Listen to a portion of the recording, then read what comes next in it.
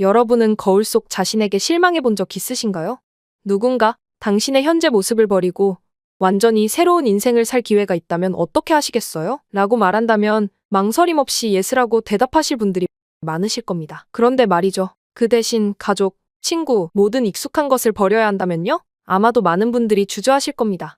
그만큼 변화란 말처럼 쉽지 않고 때론 무서운 도전이니까요. 오늘 이야기의 주인공은 항상 자신의 외모 때문에 괴로워했던 미국의 평범한 소녀입니다. 하지만 그녀가 겪은 시선, 가장 가까운 사람이 주는 고통스러운 경험 끝에 과감한 결정을 하게 되었다고 하는데요. 차라리 아무도 나를 모르는 곳에서 완전히 새로운 사람이 되자. 그렇게 홀로 떠난 한국에서 그녀의 삶은 상상도 못할 만큼 완전히 바뀌게 되었다고 하는데요. 다시 마주한 엄마조차 알아보지 못했던 지극히 평범했던 한 소녀의 이야기, 지금 함께 들어보시죠. 안녕하세요. 저는 제시카입니다. 항상 있는 그대로의 나를 인정받고 싶었던 평범한 미국 소녀였어요. 제 이야기를 시작하려면 아주 어릴 적부터 얘기해야겠네요. 저는 어릴 적부터 늘 귀엽다는 말을 들으며 자랐어요. 유치원 선생님들은 제 볼을 꼬집으며 통통한 볼이 정말 사랑스럽네 라고 말했고, 가족 모임에서는 친척들이 저를 안아주며 우리 제시카 정말 포근하구나 라고 웃었습니다. 그때는 그 말들이 얼마나 제 자존감에 영향을 미칠지 상상도 못했어요. 지금 생각해보면 그건 칭찬이 아닌 제 몸에 대한 일종의 평가였던 거죠. 저는 엄마를 닮아 통통한 체형이었고 엄마는 뚱뚱한 걸 전혀 부끄러워하지 않았어요. 살이 많은 건 행복의 증거야? 라며 웃던 엄마의 모습이 지금도 선명합니다. 그래서일까요? 우리 집 식탁은 늘 기름진 음식으로 가득했어요. 엄마가 정성스레 만든 크림 파스타, 시럽이 흘러내리는 팬케이크, 바삭한 감자튀김. 그 음식들은 엄마의 사랑이 담긴 메뉴였지만 돌이켜보면 그것들이 제 삶을 서서히 가로막고 있었던 거예요. 초등학교 시절은 그래도 행복했습니다. 아이들 사이에선 외모보다 성격이나 놀이 실력이 더 중요했으니까요. 제가 달리기를 잘 못해도 숨바꼭질에선 늘 오래 버텼고, 친구들은 제시카는 정말 좋은 친구야? 라고 말했어요. 하지만 그 평화는 오래가지 못했습니다. 중학교에 들어서면서 저희 몸은 더 커졌고 친구들의 시선도 달라지기 시작했어요. 처음으로 살 좀 빼 라는 말을 들은 건 체육 시간이었습니다. 줄넘기 테스트에서 숨이 턱까지 차올라 멈췄을 때 선생님은 전체 학생들 앞에서 체중 때문에 발목이 살려달라는 것 같은데? 라고 말했어요. 그 순간 교실은 웃음바다가 됐고 저는 아무 말도 할 수 없었습니다. 복도를 걸을 때면 등 뒤에서 들려오는 수군거림이 들리기 시작했어요. 쟤는 뭘 먹길래 저렇게 커? 이거 먹으면 개처럼 되겠다. 와 같은 말들이 제 귓가를 맴돌았습니다. 가장 고통스러웠던 건 급식 시간이었어요. 줄에 서 있으면 제 앞뒤로 친구들이 미묘하게 거리를 두었고 음식을 담을 때마다 그렇게 많이 먹어도 돼? 라는 말과 불편한 시선이 느껴졌습니다. 집에 돌아와 올 때도 있었지만 엄마는 제 눈물의 진짜 이유를 모르는 것 같았어요. 넌 이 세상에서 가장 예쁜 딸이야 라고 말하며 또 감자튀김을 내밀었거든요. 그 위로가 오히려 더 아팠습니다. 왜 엄마는 내가 이렇게 변해가고 있는데 있는 그대로만 사랑하려 할까? 왜 변화할 수 있도록 도와주진 않을까라는 생각이 자꾸 들었어요. 사춘기가 되자 친구들은 더 잔인해졌습니다. 한 번은 수학 시간에 제가 답을 맞히자 뒤에서 누군가 머리에 칼로리만 있는 건 아니구나 라고 속삭였어요. 다른 날엔 사물함에서 다이어트 책 광고를 발견했습니다. 점심시간에 혼자 화장실에 숨어 올 때가 많아졌어요. 용기를 내어 엄마에게 다이어트를 하고 싶다고 말했지만 엄마의 반응은 실망스러웠습니다. 넌 그냥 몸이 풍성한 거야. 다이어트 같은 건 필요 없어. 라며 대수롭지 않게 넘겼어요. 저는 처음으로 엄마에게 화를 냈습니다. 엄마는 내가 학교에서 얼마나 힘든지 알고 하는 말이에요? 결국 스스로 방법을 찾기 시작했어요. 인터넷에서 다이어트 정보를 찾아보고 용돈을 모아 살 빼는 약까지 몰래 구입했습니다. 그런데 잘못된 정보와 무리한 식이 제한은 오히려 건강을 해치기 시작했어요. 머리가 자주 아프고 어지러움이 찾아왔습니다. 시간이 조금 더 지나자 학교 상담사 선생님이 저를 불렀어요. 요즘 수업 집중도가 많이 떨어졌더구나 라고 시작된 대화는 결국 제 몸과 마음의 상태로 이어졌습니다. 상담사의 도움으로 청소년 심리 상담을 받기 시작했지만 학교 생활은 나아지지 않았어요. 오히려 문제아라는 낙인이 더해진 느낌이었습니다. 이젠 모든 게 엄마 탓이라며 화를 참지 못하고 폭발했어요. 이게 다 엄마 때문이에요. 이런 음식들, 이런 식탁이. 왜 엄마는 나를 이렇게 만들었어요? 엄마는 그제서야 눈물을 흘렸지만 저도 이미 무너질 대로 무너졌습니다. 그날 이후 집 분위기는 더 어색해졌어요. 엄마는 식탁에 올리는 음식을 조금씩 바꾸려 했지만 그건 마치 밀려오는 파도 앞에 모래성 쌓기 같았습니다. 고등학교에 들어가면서 저는 거울을 보지 않기로 했어요. 욕실 거울은 수건으로 가리고 사진은 무조건 피했습니다. 친구들과도 더 멀어졌어요. 교실에서 혼자 앉는 게 편해졌고 점심시간에는 도서관에 숨어 책을 읽었습니다. 그러다가 이대로는 안 되겠다 생각이 들어 처음으로 정신과 진단을 받았어요. 중등도 우울증이라는 진단명과 함께 처방전이 나왔습니다. 그 진단서로 저는 학교를 덜 다닐 수 있게 됐어요. 대부분의 시간을 방 안에 틀어박혀 유튜브만 보는 생활이 시작됐습니다. 그런데 우연히 유튜브 알고리즘이 저에게 한국 여성들의 관리 일지 영상을 추천했어요. 처음엔 그저 호기심으로 봤던 영상이었지만 점점 그 콘텐츠에 빠져들기 시작했습니다. 한국 여성들의 영상은 단순한 다이어트가 아니라 자기 관리라는 전혀 다른 접근법을 보여줬어요. 외모만이 아니라 피부, 식습관, 말투, 자세까지 무엇보다 자기 돌봄이라는 철학에 매료되었습니다. 그들은 자신을 사랑하기 위해 관리하는 것이지 타인의 시선 때문에 자신을 미워하며 몸을 학대하는 게 아니었어요. 저는 그 영상들을 보며 처음으로 이런 생각을 했습니다. 나도 저런 세계에 가고 싶다. 아무도 나를 모르는 곳에서 다시 시작하고 싶다. 한국은 제게 너무나 낯선 나라였지만 오히려 그게 매력적으로 다가왔어요. 아무도 나의 과거를 모르는 곳, 새로운 시작이 가능한 곳에 대한 동경이 커져갔습니다.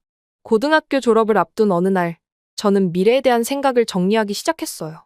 대학 진학은 여전히 막막했고, 진학 후에도 이 몸과 마음으로 새 출발이 가능할지 확신이 없었습니다. 그때 다시 한국 영상이 제 마음을 두드렸어요. 여기서 벗어나면 어떨까? 완전히 새로운 환경에서 새로운 나로. 고등학교를 졸업하던 날, 저는 가족 식사 자리에서 한국에 가겠다고 선언했습니다. 엄마는 펄쩍 뛰며 반대했어요. 무슨 말도 안 되는 소리야. 한국이 뭔데? 너 거기 아는 사람도 없잖아. 하지만 아빠는 저희 눈을 똑바로 바라보며 물었습니다.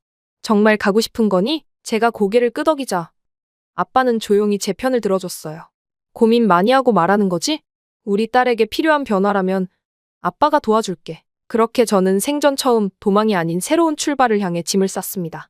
한국어는 기본적인 인사말 외에는 전혀 모르는 상태였지만 그 낯선 언어마저도 새로운 시작의 상징처럼 느껴졌어요.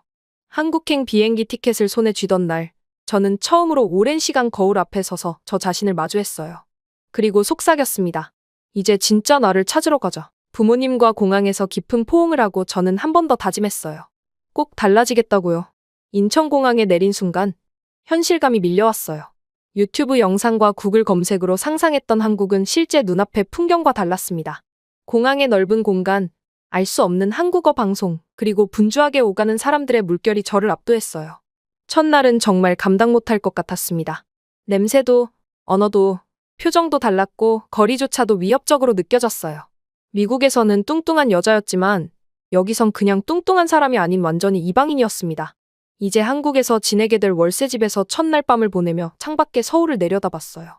언덕이 높은 동네여서 그런지 서울 속에서 서울을 한눈에 다 보이는 것 같았습니다. 끝없이 펼쳐진 빌딩 숲과 반짝이는 불빛들이 마치 다른 행성에 온 것 같은 기분을 들게 했습니다. 처음으로 내가 지금 뭐 하는 거지? 라는 생각이 들었어요. 혼자 침대에 앉아 울음을 참으며 계획을 검토했습니다. 저는 독하게 마음을 먹었어요.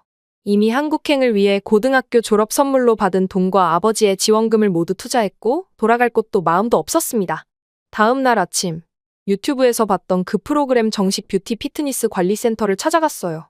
강남역 근처의 현대적인 빌딩에 위치한 그곳은 생각보다 훨씬 고급스러웠고 처음엔 들어가기도 겁이 났습니다. 안녕하세요. 라고 어설픈 한국 인사를 꺼내자 리셉션 직원은 놀랍게도 영어로 천천히 대답해 주었어요. 걱정 마세요. 외국인 회원분들도 계세요. 그렇게 3개월 프로그램에 등록했는데 비용을 보고 가슴이 철렁했습니다.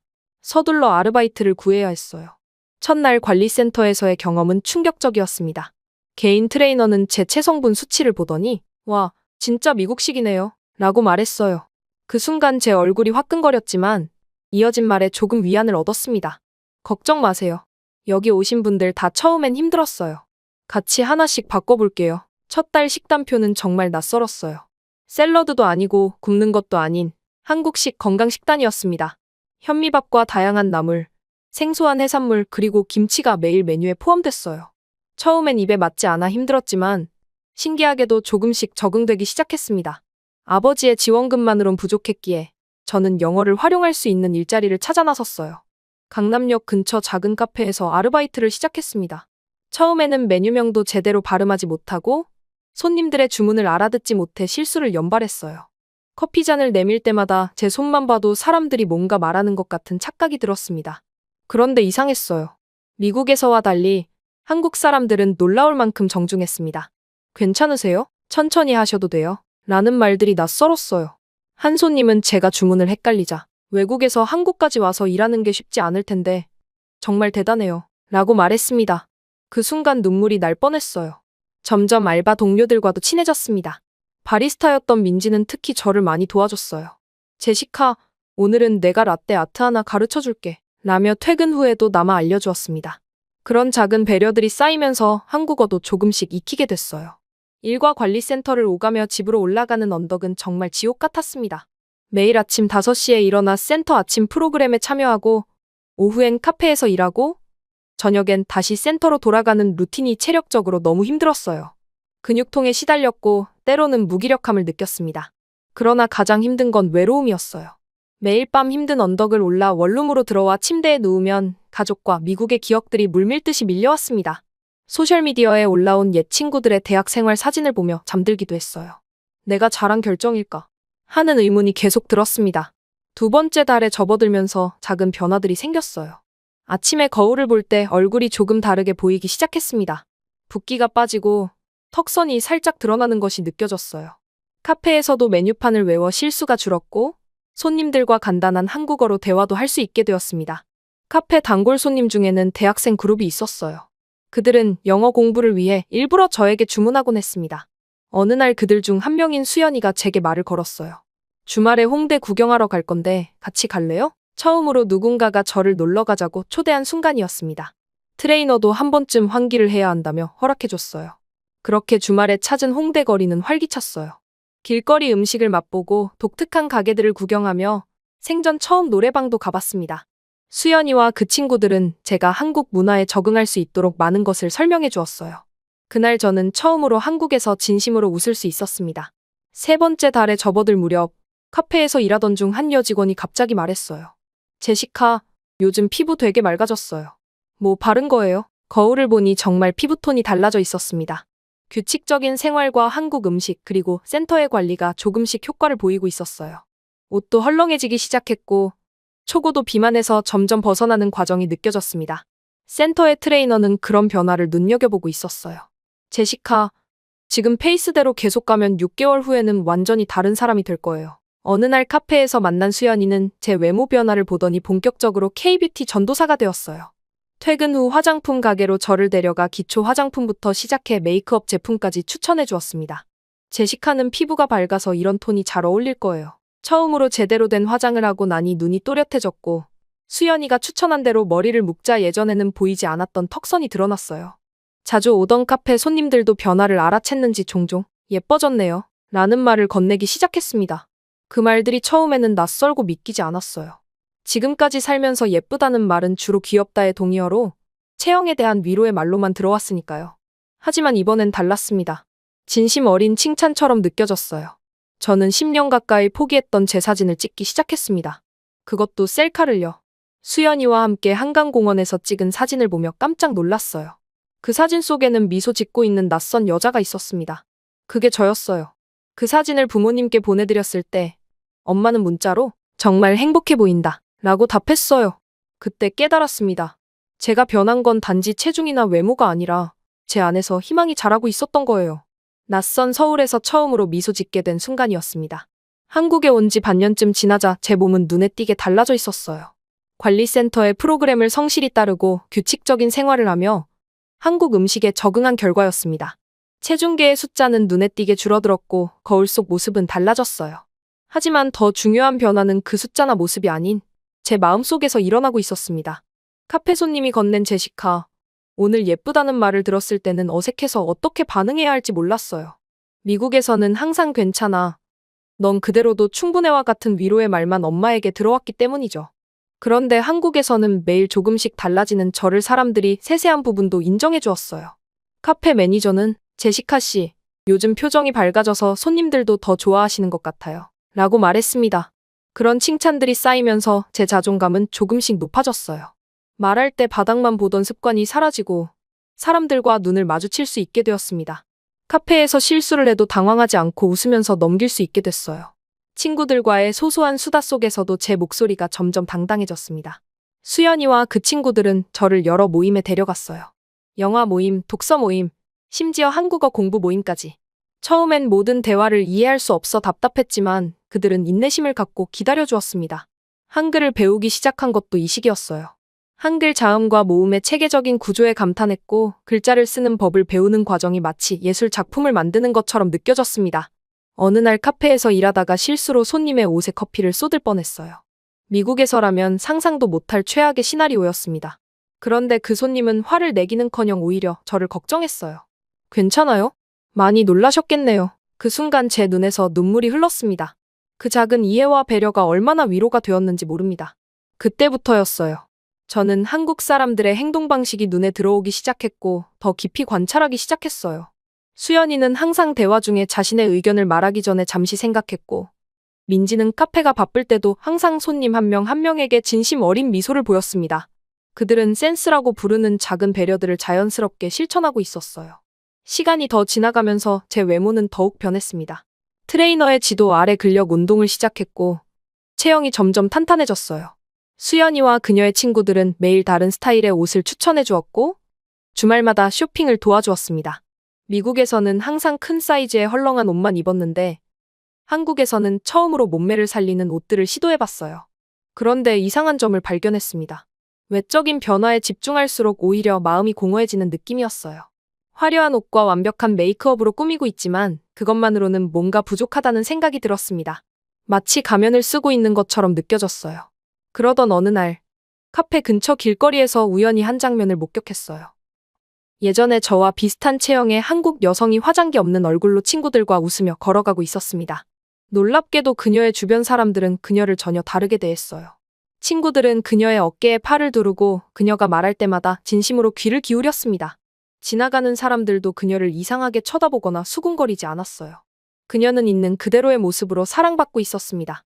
그날 밤 원룸으로 돌아와 거울 앞에 섰어요. 메이크업을 모두 지운 얼굴을 바라보며 생각했습니다. 나는 정말 나를 사랑하고 있는 걸까?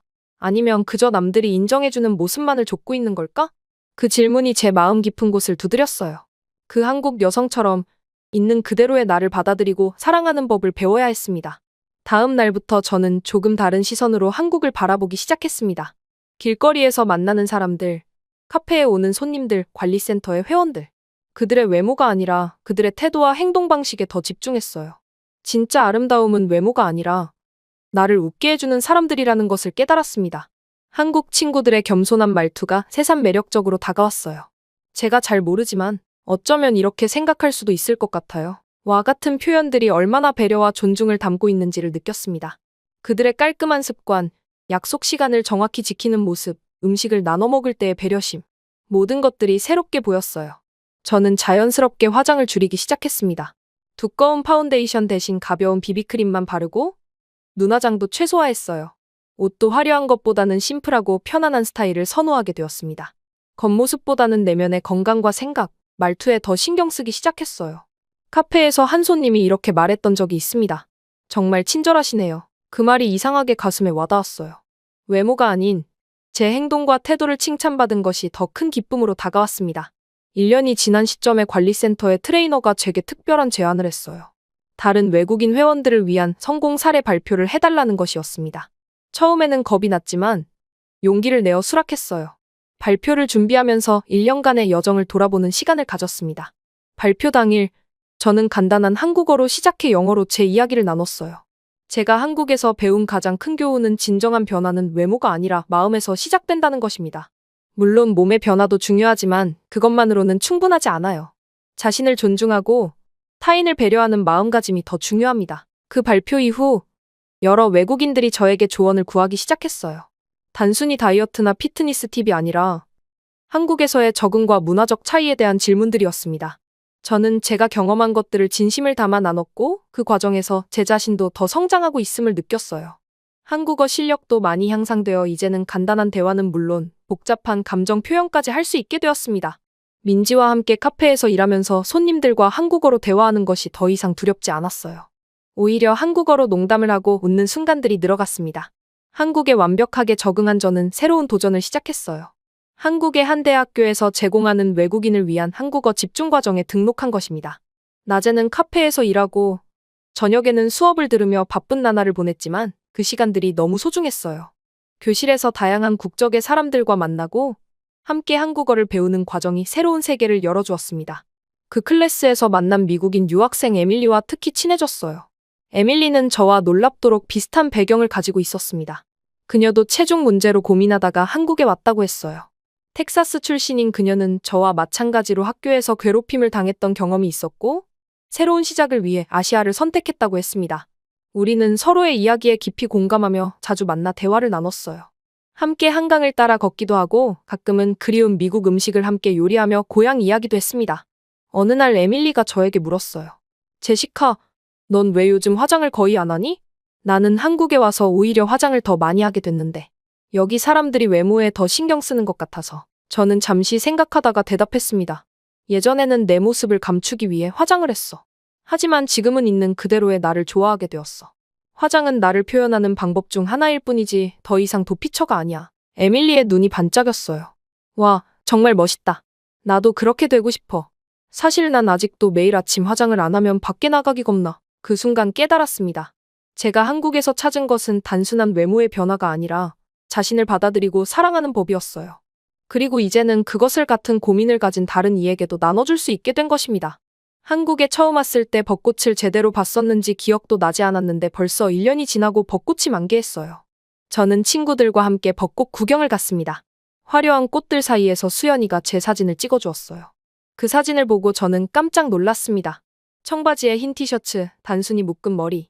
특별한 스타일링 없이도 자연스럽게 웃고 있는 제 모습이 정말 아름답게 느껴졌어요. 그 사진 속 미소는 예전에 제 미소와 완전히 달랐습니다. 어색하게 웃는 모습이 아니라 진심으로 행복해 보이는 미소였어요. 그 변화를 저 자신이 가장 먼저 느꼈습니다. 미소가 달라진 건 겉모습이 아니라 제 마음이 변했기 때문이었어요. 그날 밤 거울 앞에 서서 오랫동안 저 자신을 바라봤습니다. 예전에는 거울 속 모습이 낯설고 불편했지만 이제는 그 모습이 편안하게 느껴졌어요. 이제 정말 나를 찾은 것 같아 라고 스스로에게 말했습니다. 그리고 갑자기 떠오른 생각이 있었어요. 부모님께 얼굴을 보여드리고 싶다는 마음이 처음으로 들었습니다. 미국을 떠난 후로 영상통화는 한 번도 하지 않았어요. 텍스트 메시지와 가끔의 음성통화만으로 연락을 유지했습니다. 엄마는 몇 번이나 화상통화를 하자고 제안했지만 저는 항상 핑계를 대며 거절했어요. 하지만 이제는 달랐습니다. 저는 제 변화를 부모님께 보여드리고 싶었어요. 단순히 외모의 변화가 아니라 제 마음의 변화, 자신감을 찾은 딸의 모습을 말입니다. 갑자기 마음이 설레기 시작했어요. 미국에 돌아가서 부모님을 깜짝 놀라게 해드리면 어떨까? 그렇게 저는 미국으로 돌아갈 계획했습니다. 카페 매니저에게 양해를 구하고 꼭 돌아오겠다는 약속을 하고 비행기표를 알아보았어요. 계획을 세우면서 마음이 점점 가벼워지는 느낌이었습니다. 이제는 도망치듯 떠났던 그곳으로 당당히 돌아갈 준비가 된 것 같았어요. 거울 앞에 서서 제 자신에게 약속했습니다. 이제 진정한 나로 돌아갈 시간이야. 그 순간 그동안의 여정이 모두 의미 있게 느껴졌어요. 외모의 변화는 시작에 불과했고 진짜 변화는 제 마음속에서 일어났다는 것을 깨달았습니다. 미국행을 결정하고 비행기표를 예약하던 날 가슴이 두근거렸어요. 1년 반 만에 다시 고향으로 돌아간다는 사실이 믿기지 않았습니다. 카페 동료들에게 미국 방문 소식을 전하자 모두들 축하해줬어요. 민지는 제게 한국 전통차를 선물하며 부모님께 드리세요 라고 말했습니다. 수연이는 제 여행 가방을 함께 싸주며 미국 친구들에게 보여줄 베스트 코디를 골라주었어요. 미국으로 돌아간다는 말을 부모님께 전화로 전했을 때 엄마는 전화기 너머로 흐느끼는 소리가 들렸습니다. 정말이니? 드디어 우리 딸을 볼 수 있는 거니? 저는 웃으며 대답했어요. 네, 엄마. 하지만 공항에서 만나요. 제가 직접 모습을 보여드리고 싶어요. 사실 가장 큰 이유는 그 놀란 표정을 직접 보고 싶었기 때문입니다. 인천공항에서 비행기를 기다리며 지난 1년 반의 시간을 돌아봤어요. 이 나라에 처음 왔을 때의 두려움, 외로움, 그리고 서서히 찾아온 변화와 성장. 모든 순간이 제 일부가 되었습니다. 어느새 한국은 제게 단순한 외국이 아닌 제 삶의 일부가 되어 있었어요. 로스앤젤레스 공항에 도착했을 때 낯설면서도 익숙한 느낌이 들었습니다. 영어 방송이 귀에 들어오는 것이 어색했고 사람들의 체형과 행동 방식이 한국과는 달라 새삼 문화 충격을 느꼈어요. 입국 심사를 마치고 도착장으로 나가자 저 멀리 현수막을 든 부모님이 보였습니다. Welcome home, Jessica. 엄마는 도착장을 두리번거리며 저를 찾고 있었어요. 그런데 제가 바로 앞에 있는데도 알아보지 못했습니다. 저는 조용히 엄마 앞에 서서 엄마 라고 불렀어요. 그 한마디에 엄마는 저를 바라보더니 그 자리에 주저앉았습니다. 우리 딸, 맞아? 눈물을 흘리며 엄마는 제 얼굴을 양손으로 감싸주었어요. 아빠도 믿을 수 없다는 표정으로 저를 바라봤습니다. 집으로 가는 차 안에서 엄마는 계속 저를 만지며 확인했어요. 정말 우리 딸 맞아. 어떻게 이렇게 변한 거니? 저는 웃으며 대답했습니다. 엄마, 진짜 나예요. 겉모습만 바뀌었을 뿐이에요. 하지만 그건 절반만 사실이었어요. 겉모습뿐 아니라 내면도 완전히 달라져 있었으니까요. 집에 도착하자 이웃들이 모여 저를 환영해 주었습니다. 모두가 제 변화에 놀라워했고 질문을 쏟아냈어요. 어떻게 그렇게 살을 뺐어? 한국에서는 뭘 먹었어? 성형했어? 그런 질문들이 조금 불편하게 느껴졌습니다. 마치 제가 단지 외모만 변한 사람처럼 대하는 것 같았어요. 그날 저녁, 온 가족이 둘러앉아 한국에서의 이야기를 나눴습니다. 처음 도착했을 때의 두려움부터 카페에서의 일, 친구들과의 추억, 그리고 제가 배운 모든 것들을 들려드렸어요. 말을 마치자 가족들은 모두 울고 있었습니다. 엄마는 제 손을 꼭 잡으며 말했어요. 미안해. 내가 그렇게 힘든 줄 몰랐어. 아빠는 자랑스럽다며 제 어깨를 토닥였습니다. 다음 날부터 미국에서의 일상이 시작됐어요. 처음에는 모든 것이 낯설었습니다. 음식의 맛이 너무 달고 짰으며 사람들이 지나치게 크게 말하는 것도 어색했어요. 가장 이상했던 건 한국에서 익숙해진 예의범절이 여기서는 오히려 어색하게 느껴진다는 점이었습니다. 옛 친구들을 만났을 때는 더 복잡한 감정이 들었어요. 고등학교 때 저를 외면했던 친구들이 갑자기 연락해 만나자고 했습니다. 처음에는 거절했지만 결국 몇몇 친구들과 카페에서 만났어요. 그들은 제 변화를 보고 놀라워했고 칭찬을 아끼지 않았습니다. 와, 제시카. 정말 예뻐졌다. 다이어트 비결 좀 알려줘. 그런 말들이 제 귀에 공허하게 들렸어요. 왜 지금에서야 관심을 보이는 걸까? 제 가치는 외모로만 결정되는 걸까? 그런 생각들이 머릿속을 맴돌았습니다. 고등학교 때 제일 친했던 에이미와 만났을 때는 마음이 더 복잡했어요. 그녀는 제가 한국에 간다고 했을 때 미쳤냐? 며 말렸던 친구였습니다. 이제 와서 내가 옳았어. 대단해. 라고 말하는 그녀의 눈빛이 낯설게 느껴졌어요. 갑자기 그때 수연이와 민지가 얼마나 진실된 친구였는지 새삼 깨달았습니다. 이틀 동안 옛 친구들을 만나고 나서 저는 이상한 답답함을 느꼈어요. 미국에 도착했을 때의 설렘이 차츰 사라지고 마음 한구석이 허전해지기 시작했습니다. 밤에 누워 천장을 바라보며 생각했어요. 내가 돌아온 건 맞는데 왜 이렇게 이질감이 느껴지지? 세 번째 날, 아침에 일어나 한국에서처럼 일찍 산책을 하고 싶어 집 근처 공원에 갔습니다. 미국의 여유로운 공원은 한강과는 다른 느낌이었어요. 사람들도 적고 그 특유의 활기가 없었습니다. 문득 서울의 아침, 출근길에 바쁘게 오가는 사람들, 한강 따라 달리는 조깅족들이 그리워졌어요. 집에 돌아와 아침을 준비하면서 김치 생각이 났습니다. 반찬 없이 토스트만 먹는 게 왠지 허전했어요. 미국 생활의 편리함 속에서도 한국의 일상이 자꾸 떠올랐습니다. 카페에서 라떼를 만들던 순간들, 수연이와 길거리 음식을 먹으며 웃던 기억들, 퇴근 후 한강변을 걷던 시간들. 일주일이 지나자 더 분명해졌어요. 제 마음은 이미 한국에 있었습니다. 그곳에서 찾은 제 자신, 제 삶의 의미가 너무 소중하게 느껴졌어요. 미국은 제 고향이지만 한국은 제가 진정한 자아를 발견한 곳이었습니다. 저는 결심을 하고 가족 식사 자리에서 조용히 말했어요. 저 다시 한국으로 돌아갈 생각이에요. 잠시 침묵이 흘렀고 엄마가 먼저 입을 열었습니다. 정말 그게 내 행복이니? 저는 고개를 끄덕였어요. 네, 엄마. 한국에서 일하고 살고 싶어요. 그곳에서 제가 정말 저답게 살 수 있을 것 같아요. 엄마의 눈에 눈물이 고였지만 이번엔 다른 표정이었어요. 그건 인정과 이해의 눈물이었습니다. 아빠는 평소처럼 조용히 미소 지으며 말했어요. 그래, 넌 어디서든 잘할 아이야. 우리는 내가 행복하길 바랄 뿐이야. 그 순간 제 마음에 짐이 내려앉는 기분이었습니다. 또 다시 한국으로 가기 전날 부모님은 작은 송별회를 열어주셨어요. 가족들과 몇몇 진짜 친구들만 초대된 따뜻한 자리였습니다. 엄마는 제게 작은 선물 상자를 건넸어요. 열어보니 할머니의 오래된 펜던트였습니다. 어디에 있든 내 뿌리를 기억하렴. 엄마의 그 말에 저는 눈물을 참을 수 없었어요. 인천공항에 다시 도착했을 때 이상한 안도감이 밀려왔습니다. 한국어 방송이 들리고 익숙한 냄새와 소리가 저를 반겼어요. 집에 왔다는 느낌이었습니다. 카페로 돌아가자 민지와 동료들이 환영 파티를 열어주었어요. 수연이는 역시 넌 한국인이 된 것 같아 라며 웃었습니다. 그렇게 10년이 흘렀어요. 카페 아르바이트를 그만두고 대학 공부를 마친 후 저는 외국계 회사에 취직했습니다. 영어와 한국어를 모두 구사할 수 있는 능력이 큰 도움이 됐어요. 지금은 만년대리지만 이 생활이 너무 좋습니다. 매일 아침 한강변을 걷고 주말엔 동네 시장에서 장을 봅니다. 김치 담그는 법도 배웠고 이제는 한국 사람들보다 더 한국적인 습관들이 몸에 배었어요. 가끔 외국인이라는 이유로 어려움을 겪을 때도 있지만 그 모든 것이 제 삶의 일부가 되었습니다.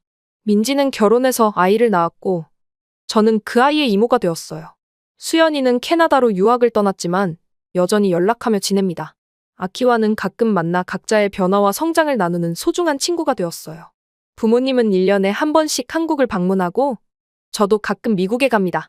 어느 날 밤 아파트 베란다에 서서 서울의 불빛을 바라보며 생각했어요. 예전에 저라면 상상도 못했을 삶을 살고 있다는 사실이 신기했습니다. 뚱뚱했던 미국 소녀가 서울에서 자신감 넘치는 여성으로 살아가고 있으니까요. 한국은 저에게 단순한 다이어트나 외모 변화 이상의 것을 선물해 주었어요. 이 나라는 제게 자신을 사랑하는 법, 타인을 배려하는 마음, 그리고 무엇보다 진정한 행복이 무엇인지를 가르쳐 주었습니다. 매일 밤 잠들기 전 저는 감사함을 느껴요. 한국은 제 인생을 다시 시작하게 해준 나라예요. 이곳에서 저는 진짜 제가 되었습니다.